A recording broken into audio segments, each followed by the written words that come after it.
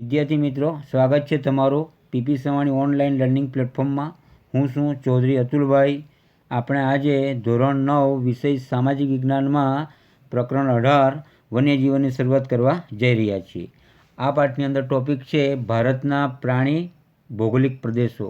ભારતની વૈવિધ્યસભર વન્યજીવ સૃષ્ટિ, વન્યજીવો અને સંરક્ષણની જરૂરિયાત, ભારતના અગત્યના રાષ્ટ્રીય ઉદ્યાનો અને અભયારણ્યો, વન્યજીવ પરના જોખમો, વન્યજીવ સંરક્ષણના ઉપાયો, વન્યજીવ સંરક્ષણ માટે લેવાયેલા પગલાં. પ્રસ્તાવના: ભારત ભૂપૃષ્ઠના આબોહવા સંબંધી ઘણું વૈવિધ્ય ધરાવતો દેશ છે આપણો. આવું જ વૈવિધ્ય અહીંની વન્યજીવ સૃષ્ટિમાં પણ જોવા મળે છે. સમગ્ર વિશ્વમાં જીવસૃષ્ટિની 15 લાખ પ્રજાતિઓ નોંધાઈ છે, જે પૈકીની 81,251 પ્રજાતિઓ ભારતમાં જોવા મળે છે, જેમાં પક્ષીઓ, સરીસૃપો, ઉભયજીવી પ્રાણીઓ, સસ્તન પ્રાણીઓ, મત્સ્યજાતો તેમજ કીટકો વગેરે જોવા મળે છે. આ ઉપરાંત દેશના વિવિધ પ્રકારના જંગલોમાં વસતી વન્યજીવ સૃષ્ટિની ઓળખ માટેના સંશોધનો ચાલુ જ છે. ભારત જૈવ વૈવિધ્યની દૃષ્ટિએ વિશ્વમાં ખૂબ જ સમૃદ્ધ બૃહદ જૈવ વૈવિધ્ય ધરાવતા 8 દેશોમાં 6થા ક્રમે આવે છે. ભારતના જંગલ વિસ્તારનું પ્રમાણ ઓછું છે, તેની સરખામણીએ આ વન્યજીવ વૈવિધ્ય ઘણું નોંધપાત્ર ગણાય છે. ભારતના પ્રાણી ભૌગોલિક પ્રદેશો. વનસ્પતિની વિવિધ લાક્ષણિકતાઓને આધારે તેના કુદરતી પ્રદેશો પાડવામાં આવે છે. તે મુજબ જીવસૃષ્ટિના આધારે પણ પ્રાદેશિક વિતરણ તારવી શકાય છે. ભારતમાં જોવા મળતી જૈવસૃષ્ટિને તેની લાક્ષણિકતાઓના સામ્ય અને કોઈ પ્રદેશમાં તેમની વિશેષ ઉપસ્થિતિ, વસવાટ જેવા પાસાને આધારે ભારતને 9 પ્રાણી ભૌગોલિક ભાગમાં વહેંચવામાં આવે છે. 1. હિમાલય પ્રદેશ. 2. લડાખ અને શુષ્ક શીત ક્ષેત્ર. 3. હિમાલયનું વનાચ્છાદિત નીચલું ક્ષેત્ર. 4. હિમાલયના વનસ્પતિ વિહીન ઊંચા ક્ષેત્રો. 5. ઉત્તરનું મેદાન. 6. રાજસ્થાનનો રણ પ્રદેશ. 7. દ્વીપકલ્પીય ઉચ્ચ પ્રદેશ. 8. સમુદ્ર કિનારો અને 9. નીલગિરીની પહાડીઓ. આ પ્રાણી ભૌગોલિક પ્રદેશ મુજબ જૈવ વૈવિધ્યનો અભ્યાસ કરાય છે. ભારતની વૈવિધ્યસભર વન્ય જીવસૃષ્ટિ.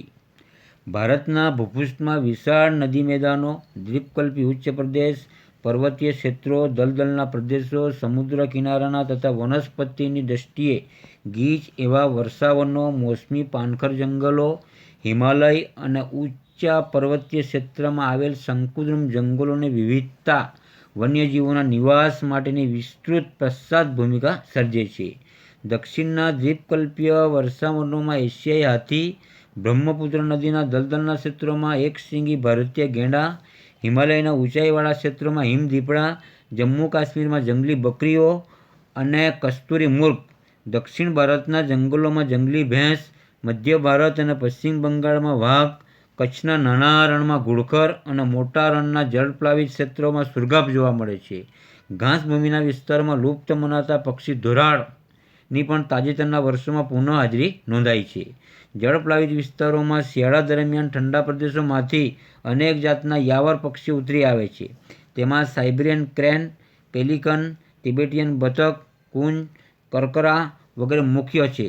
પશ્ચિમ ઘાટના ગીચ વનોના વિસ્તારોમાં ઉડતી ખિસકોલીઓ જોવા મળે છે. નિકોબારી કબૂતર અને નિકોબાર ટાપુ પર જોવા મળતું દુર્લભ પક્ષી છે. કચ્છના અખાતમાં અને લક્ષદ્વીપ દ્વીપસમૂહના પરવાળાની દુર્લભ પ્રજાતિઓ જોવા મળે છે. સસ્તનો અને પક્ષીઓની સાથે સાથે સરીસૃપોની પણ વિવિધ જાતો, તેમાં રાજનાગ, સાપ, અજગર, પાટલા ઘો વગેરેની પણ નોંધ લેવી જોઈએ. સમુદ્ર કિનારે તથા જળ વિસ્તારોમાં વિવિધ પ્રકારની માછલીઓ, દરિયાઈ સાપ, dolphin, shark, dugong, octopus, whale જેવી જીવસૃષ્ટિની દુનિયા છે.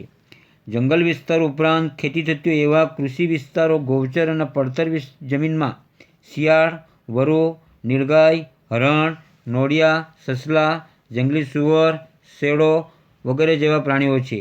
તથા તે જ વિસ્તારોમાં વિવિધ પ્રકારના પક્ષીઓ, તેમાં કોયલ, પોપટ, મોર, સુઘરી, ઘુવડ, ચીબરી, પીળક, સંભળી, કાબર, ઢોરબગલા વગેરે વિહરતા જોઈ શકીએ છીએ. વન્યજીવો અને સંરક્ષણની જરૂરિયાત. ભૂતકાળ તરફ નજર દોડાવતા આપણને જણાઈ આવે છે કે છેલ્લા થોડા દાયકાઓથી વન્યજીવોના અસ્તિત્વ પર મોટું જોખમ તોડાઈ રહ્યું છે. આજથી 100 વર્ષ પહેલાં વાઘ હજારોની સંખ્યામાં ભારતમાં જોવા મળતા. આજે તેની સંખ્યા વન અને પર્યાવરણ મંત્રાલયના 2014ના અંદાજ મુજબ આંકડો 2226 છે. છેલ્લા થોડા વર્ષોમાં લેવાયેલા પગલાંથી વાઘની સંખ્યા વધી છે, તે એક સારી નિશાની છે. દુંદાળા પશુઓની સારવારમાં વપરાતી પ્રતિબંધિત ડાયક્લોફેન્સ નામની દવાથી દૂષિત થયેલ માંસ ખાવાથી ગીધ નામશેષ થવાના આરે છે. 20મી સદીના શરૂઆતમાં જંગલોમાં જોવા મળતા ચિત્તા આજે સમગ્ર ભારતમાં જંગલોમાંથી નષ્ટ થયા છે. ગીરના એશિયાઈ સિંહો એક સમયે મધ્ય પૂર્વ સુધી જોવા મળતા હતા, તે આજે માત્ર ગીરના જંગલ પૂરતા મર્યાદિત છે. સંરક્ષણના સમયસરના પગલાં લેવાથી તેનું સંવર્ધન થતાં 2015ની ગણતરી મુજબ 523ની સંખ્યા મળી છે. એક સમયે ગુજરાતમાં વધુ સંખ્યામાં સારસ પક્ષી જોવા મળતા હતા, જેની સંખ્યા ઘટી છે. વન્યજીવ સૃષ્ટિ છેવટે તો જીવસૃષ્ટિનો એક અભિન્ન ભાગ ગણાય છે, પણ જ્યારે ક્યાંક અને કેટલાક વર્ષો દરમિયાન કેટલાક વન્યજીવોની સંખ્યામાં થતો ઘટાડો એ પર્યાવરણની ગુણવત્તાનો ઘટાડો સૂચવે છે. આ બાબત ચિંતાજનક છે. ગુજરાતના પર્વતીય વન વિસ્તારોનું મૂળ રહેવાસી શ્યામ ગરુડ કવચિત જોવા મળે છે. સાબરકાંઠા જિલ્લાના વિજયનગર તાલુકાના પર્વતીય જંગલ વિસ્તારમાં સહજ જોવા મળતો ચિલોત્રો આજે ભાગ્યે જ નજરે પડે છે. માનવીની અસીમિત લાલચ અને પ્રગતિની દોડમાં પર્યાવરણના અસંતુલનથી અનેક મોટા પરિણામોનો સામનો કરવાનો આવે તે સ્વાભાવિક છે. હજુ સમય છે. વન્યજીવોના જતન સંવર્ધન માટે યોગ્ય પગલાં નહીં લેવાય તો કદાચ અનેક વન્યજીવોના આગામી દિવસોમાં ફક્ત ચિત્રોમાં ભાવિ પેઢીને બતાવવાનો વારો આવશે. ભારતના અગત્યના રાષ્ટ્રીય ઉદ્યાનો અને અભયારણ્યો: કાઝીરંગા, ગેંડા, જંગલી ભેંસ અને હરણ; થરનું રણ, રણનું વરુ, રણની બિલાડી અને ધોરાડ; કાન્હા, વાઘ અને સાબર; ગીર રાષ્ટ્રીય ઉદ્યાન, સિંહ, દીપડા અને ચિતલ; વેળાવદર કાળિયારા રાષ્ટ્રીય ઉદ્યાન, કાળિયારા, વરુ, ખડમોર, ઘોરાડ; કેવલાદેવ પક્ષીઓ, બાંદીપુર, હાથી, રીંછ, સુવર, જંગલી બિલાડા; દચીગામ, હામોર, કસ્તુરી મૃગ; કોર્બેટ, વાઘ, હાથી, દીપડો અને હરણ. આપેલા નકશામાં તમે ભારતમાં આવેલા રાષ્ટ્રીય ઉદ્યાનો અને અભયારણ્યો જોઈ શકો છો. વન્યજીવો પરના જોખમો: આધુનિક યુગમાં માનવીના લોભ, લાલચ અને વિકાસની અડફેટે આવવાથી સમગ્ર વન્ય જીવસૃષ્ટિના અસ્તિત્વ સામે પ્રશ્નાર્થ ચિહ્ન મુકાયું છે. તે માટેના કારણો જોવા જઈએ તો આપણને સમજાય છે કે જંગલ વિસ્તારોના સતત થઈ રહેલા ઘટાડાથી વન્યજીવો તથા તેમના કુદરતી આવાસ ક્ષેત્રો ગુમાવીને નિરાશ્રિત બની રહ્યા છે.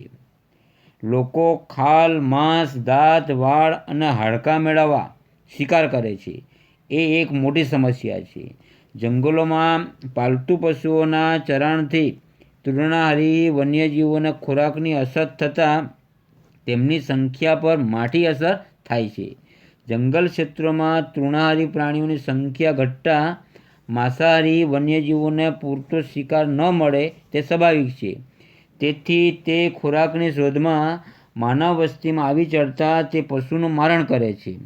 માનવ વસાહતો તરફ આવી જતા વન્યજીવોના માનવી સાથે સંઘર્ષના સંજોગો ઊભા થાય છે અને તે સંઘર્ષો વન્યજીવોને મોતના મુખમાં લઈ જાય છે. વળી વન્યજીવોના આવાસોમાં પહોંચતી પ્રદૂષણોની અસરો ઘણી ઘાતક હોય છે.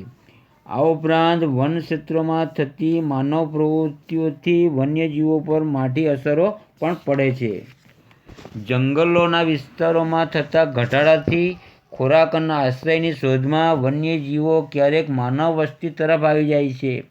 વન્યજીવોના ક્ષેત્રોમાં થતા માનવ હસ્તક્ષેપ તેમની સાથેની અથડામણોમાં સર્જાય છે. તેવી ઘટનાઓથી વન્યજીવો માનવ રોષનો ભોગ બની જીવ ગુમાવે છે. દક્ષિણ અને દક્ષિણ પૂર્વ ભારતમાં જંગલોમાંથી ખોરાકની શોધમાં હાથીઓના ઝુંડ કૃષિ વિસ્તારોમાં આવી ભારે ઉત્પાત મચાવે છે. સૌરાષ્ટ્ર અને દક્ષિણ ગુજરાતમાં દીપડાના હુમલાઓમાં અને ગુજરાતના ઉત્તર પૂર્વના વિસ્તારોની નજીક કે વનમાં રીંછ દ્વારા માનવોને ઈજા પહોંચાડવાની કે માનવીને મારી નાખવાની ઘટનાઓ બને છે. આવી ઘટનાઓ ન થાય તે માટે અગમચેતી એ શ્રેષ્ઠ ઉપાય છે. વન્યજીવ સંરક્ષણના ઉપાયો: જંગલ વિસ્તારોની જાળવણી કરી તેમાં ઉત્તરોત્તર સતત વધારો કરવા માટે લાંબા ગાળાનું ચુસ્ત આયોજન હાથ ધરવું જોઈએ. જંગલ વિસ્તારો અને વન્યજીવોના સંરક્ષણાર્થે વધારે સખત કાયદાકીય જોગવાઈઓ અને ચુસ્ત અમલીકરણ માટે આપણે સૌએ પ્રતિબદ્ધ બનવું પડશે. વિવિધ સામાજિક સ્વૈચ્છિક સંગઠનોએ આ બાબતને ટોચની અગ્રતાએ ગણી જનજાગૃતિ કાર્યક્રમો યોજવા જોઈએ. શાળાઓમાં શીખવવાતા પાઠ્યક્રમોમાં આ સમસ્યાની વિગતો સમાવીને ભાવિ નાગરિકો જાગૃત કરવા જોઈએ. કોઈ વિકાસ યોજનાના અમલીકરણ પૂર્વે તેની પર્યાવરણીય અને જીવસૃષ્ટિ પર પડનારી વિવિધ અસરો તપાસવી જોઈએ. જંગલ વિસ્તારની બહાર આવેલા મોટા વૃક્ષો કપાતા અટકાવવા જોઈએ. તેના પોલાણ અને ડાળખીઓ પર અનેક પક્ષીઓના માળા બનાવવાનું સ્થાન હોય છે. યાયાવર અને જળાશ્રયી પક્ષીઓને જરૂરી પરિવેશ, તળાવો, ખેતર શેડાની તલાવડી કે જળ પ્લાવિત વિસ્તારની જાળવણી કરવી જોઈએ. ખેતી ક્ષેત્રે વપરાતા જંતુનાશકોને બદલે જૈવિક કીટનાશકનો પ્રચાર અને વપરાશ વધારવો જોઈએ. પ્રદૂષણ ઘટાડવા અંગે સક્રિયપણે કામગીરીની તાતી જરૂરિયાત છે. જંગલોના દાવાનળને પહોંચી વળવા પેટ્રોલિંગ અને સાવચેતીનું આગોતરું આયોજન કરવું જોઈએ. વન્યજીવ સંરક્ષણ માટે લેવાયેલા પગલાં: આપણા દેશમાં પૂર્વથી જ વન્યજીવોના સંરક્ષણના કાયદા થતા આવ્યા છે. મૌર્ય યુગના મહાન રાજા અશોકના સમયમાં વન્યજીવોના સંરક્ષણ માટે કાયદા બનાવવામાં આવ્યા હતા. આપણે ત્યાં નાગરિકોની મૂળભૂત ફરજો અને રાજનીતિના માર્ગદર્શક સિદ્ધાંતોમાં પણ આ અંગેની વિગતો આપી છે. ભારતીય વન્યજીવ બોર્ડની ભલામણ અનુસાર સંસદે વન્યજીવ સુરક્ષા અધિનિયમ બનાવ્યો છે. દેશમાં 2014ની સ્થિતિએ 503 અભયારણ્યો, 102 રાષ્ટ્રીય ઉદ્યાનો, 14 જૈવ આરક્ષિત ક્ષેત્ર રચના કરવામાં આવી. જે પૈકીના 22 અભયારણ્યો અને 4 રાષ્ટ્રીય ઉદ્યાનો અને 1 જૈવ આરક્ષિત ક્ષેત્ર આપણા ગુજરાતમાં છે. જેના અસ્તિત્વ માટે જોખમ અને વિનાશને આરે હોય એવી વિશિષ્ટ પ્રાણી પ્રજાતિઓ માટે ખાસ સંરક્ષણ યોજનાઓ બનાવી છે. જેમાંથી કેટલીક વન્યજીવ સંરક્ષણ પરિયોજનાઓની વિગતો નીચે પ્રમાણે છે. વાઘ પરિયોજના: દેશમાં વાઘની ઘટતી જતી સંખ્યા અને શિકારના ભય સામે આ પરિયોજના 1973માં 9 આરક્ષિત વિસ્તારો સાથે અમલમાં મુકાઈ હતી. જે અંતર્ગત 48 વિસ્તારોને હાલ આવરી લેવાયા છે. સિંહ પરિયોજના: એક સમયે એશિયાઈ સિંહો એશિયા ઉપમહાદ્વીપના ઈરાન સુધી વિહરતા હતા. તેના શિકાર અને જંગલોના વિનાશથી હાલ માત્ર સૌરાષ્ટ્રના દ્વીપકલ્પના ગીરના જંગલ પૂરતા જ સીમિત થઈ ગયા છે. એક તબક્કે આ વિસ્તારમાં આ સંખ્યા માત્ર 100થી પણ નીચે આવી ગઈ હતી. એશિયાઈ સિંહોના સંરક્ષણ માટે 1972માં ગીરમાં યોજના શરૂ કરાઈ હતી. આ ઉપરાંત કાશ્મીરી બારાસિંગા નામની દુર્લભ હરણની પ્રજાતિ માટે હંગુલ પરિયોજના, ખારા પાણીના મગરમચ્છ માટે મગરમચ્છ પરિયોજના, ભારતીય ગેંડાના સંરક્ષણ માટે ગેંડા પરિયોજના અને હિમદીપડા પરિયોજના મુખ્ય ગણી શકાય. વન્ય જીવસૃષ્ટિના બચાવ અને સંરક્ષણ માટે સમાજ અને સરકાર દ્વારા દ્રઢ ઈચ્છા દખાવીને સાચી દિશામાં પગલાં ભરાય તો વન્યજીવ સંરક્ષણ શક્ય છે. વિકાસની સાથે સાથે પર્યાવરણના જતનનો મંત્ર સિદ્ધ કરવા આપણે સૌએ પ્રતિબદ્ધ થઈ પ્રયાસો કરવા પડશે.